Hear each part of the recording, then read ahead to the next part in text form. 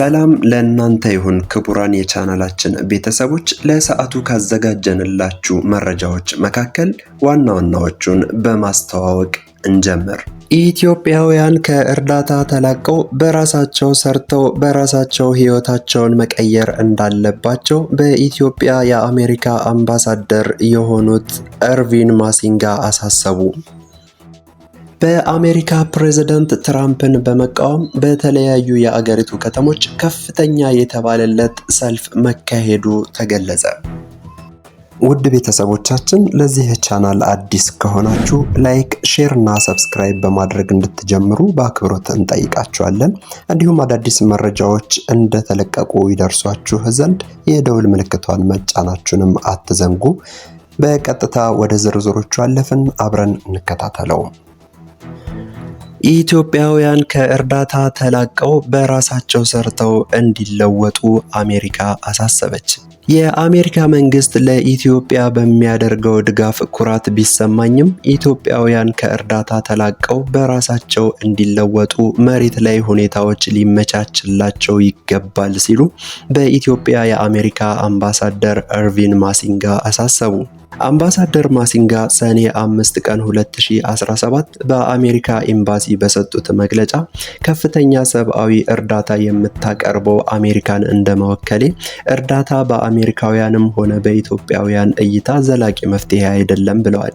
የትግራይ ክልልን ጨምሮ በሌሎች አካባቢዎች ያሉ ተፈናቃዮችም ወደ ቀያቸው መመለስ አለባቸው ብለው፣ ነገር ግን መሬት ላይ አስቻይ ሁኔታዎች ተፈጥረው ከአሜሪካና ከሌሎች ድጋፍ አቅራቢ አገሮች ነፃ መሆን እንዳለባቸው ተናግረዋል። የአሜሪካ ዓለም አቀፍ የልማት ድርጅት ወይም USAID ለእርዳታና ለልማት ስራዎች ለተለያዩ አገሮች ሲያቀርብ የነበረውን ድጋፍና የሰው ኃይል በፕሬዝዳንት ትራምፕ ታግዶ በአሜሪካ የውጭ ጉዳይ መስሪያ ቤት ስር እንዲሆን ከተደረገ ወራቶች ተቆጥረዋል። የUSAID ጉዳይ በመጪው ሐምሌ ወር ውሳኔ የሚያገኝ እንደሆነ የተገለጸ ሲሆን አምባሳደሩ በሰጡት አስተያየት እንደ አውሮፓውያኑ አቆጣጠር ሐምሌ 1 ቀን 2025 ድጋፉን ያቆማል የሚል እቅድ አለመኖሩን ጠቅሰዋል። በመጪው የአውሮፓውያኑ አዲስ ዓመት ወይም በአዲሱ በጀት ዓመት በአሜሪካ ሕገ መንግስት መሰረት ኮንግረስ ድጋፉን እንዴት ለማከናወን እንደሚችል በሚስማማበት መንገድ ይወሰናል ብለዋል።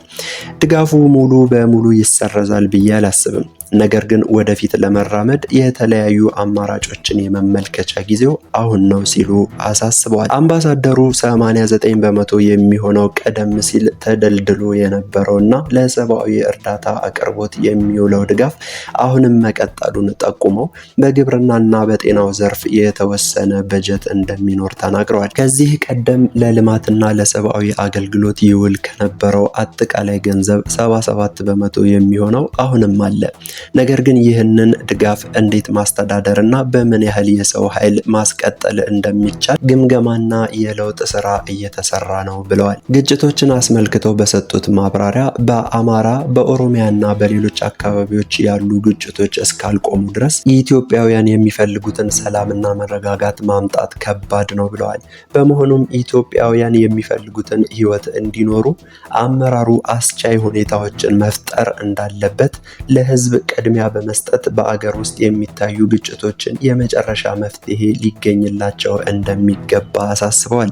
የተፈናቀሉ ዜጎች ወደ ቀያቸው እንዲመለሱ፣ ህፃናትም ወደ ትምህርት ገበታቸው እንዲሄዱ፣ የጤና መሰረተ ልማቶች ተደራሽ እንዲሆኑና ህገወጥነት እንዲቆም ጊዜው አሁን ነው ብለዋል። ግጭቶች በቀጠሉ ቁጥር የሲቪል፣ የፖለቲካ፣ የሚዲያና የሲቪክ ምህዳሩን መብቶች መጠበቅና ማረጋገጥ ከባድ መሆኑን ገልጸው ፍቱን እና አፋጣኝ መፍትሄው ህገ መንግስታዊ ስርዓትን ማረጋገጥና ግጭቶች እንዲቆሙ ማድረግ መሆኑን ሁሉም ወገኖች ሊረዱት እንደሚገባ አብራርተዋል። በቀጣይ መረጃ ፕሬዝዳንት ዶናልድ ትራምፕን በመቃወም በተለያዩ የሀገሪቱ ከተሞች ከፍተኛ ሰልፍ ተካሄደ። በአሜሪካ በሚገኙ የተለያዩ ከተሞች ፕሬዝዳንት ዶናልድ ትራምፕን የሚቃወሙ ሰልፎች ተካሂደዋል። የተቃውሞ ሰልፉ የተዘጋጀው ኖኪንግስ በተባለ ቡድን አማካኝነት ነው። ሰልፎቹ የተካሄዱት ትራምፕ በዋሽንግተን ዲሲ ያዘጋጁትን ወታደራዊ ትርኢት በመቃወም መሆኑም ተገልጿል። ይህ ሰልፍ የተካሄደው በሎስ አንጀለስ እና በሌሎችም አካባቢዎች የፕሬዝዳንቱን የስደተኞች ፖሊሲ ላይ ተቃውሞ ከተሰማ ከቀናት በኋላ ነው። የህግ አውጪዎች፣ የሰራተኛ ማህበራት መሪዎች እና አክቲቪስቶች በኒውዮርክ፣ ፊላደልፊያ እና ሂውስተንን ጨምሮ የአሜሪካ ባንዲራ እና ትራምፕን የሚተቹ መፈክሮችን ለያዙ ተቃዋሚ ሰልፈኞች ንግግር አድርገዋል። ቅዳሜ አመሻሽ ላይ የተካሄደው ወታደራዊ ትርኢት የትራምፕ የልደት በዓል ነበር። የአሜሪካ ጦር ሰራዊት 250ኛ ዓመት ለማክበርም ያለመ ነበር። ትራምፕ ትርኢቱን በመቃወም የሚካሄድ ማንኛውም ሰልፍ ከባድ እርምጃ እንደሚጠብቀው አስጠንቅቀዋል። አስተባባሪዎች በሚሊዮኖች የሚቆጠሩ ተሳታፊዎች የተሳተፉበት በመቶዎች የሚቆጠሩ የተቃውሞ ሰልፎች መካሄዳቸውን ተናግረዋል።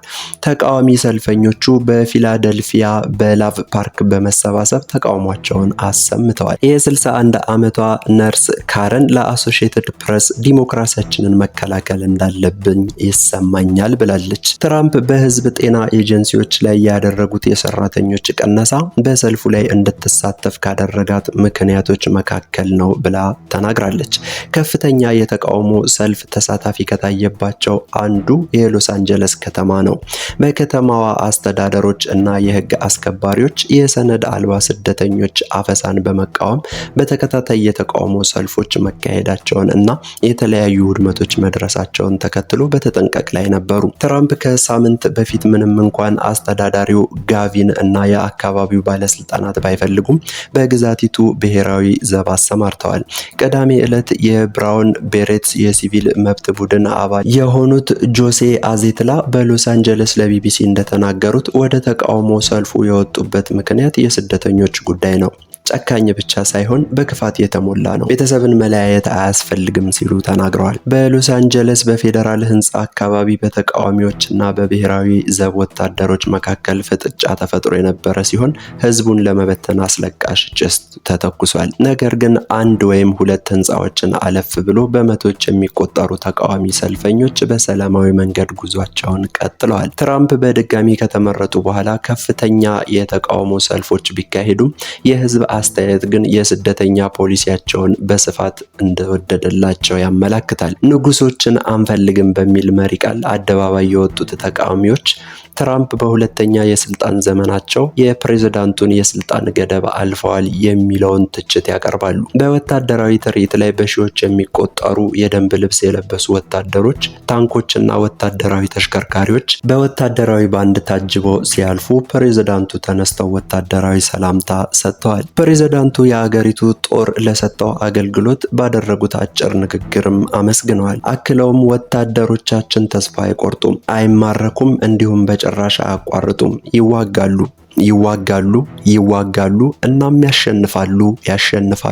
ያሸንፋሉ ብለዋል። በአሜሪካ ለመጨረሻ ጊዜ ወታደራዊ ትርኢት የተካሄደው በፕሬዝዳንት ጆርጅ ደብሊው ቡሽ የስልጣን ዘመን አሜሪካ በባህረ ሰላጤው ከሄደችውን ጦርነት ድል ለማክበር በሚል እንደ አውሮፓውያኑ አቆጣጠር ሰኔ 1991 ነበር። በቅዳሜው ዝግጅት ላይ አየሩ እርጥበታማ ስለነበረና ዝናብም ይዘንባል የሚል ትንበያ በመኖሩ የታደሙት ሰዎች ቁጥር ከዚያ በታች እንደነበር ተገልጿል። ውድ የቻናላችን ቤተሰቦች ለሰዓቱ ያሰናዳንላችሁ ፕሮግራም የተከታተላችሁትን ይመስል ነበረ። ከሰዓታት በኋላ በሌላ መረጃዎች ደግመን እስክንገናኝ ቸር ያሰማን።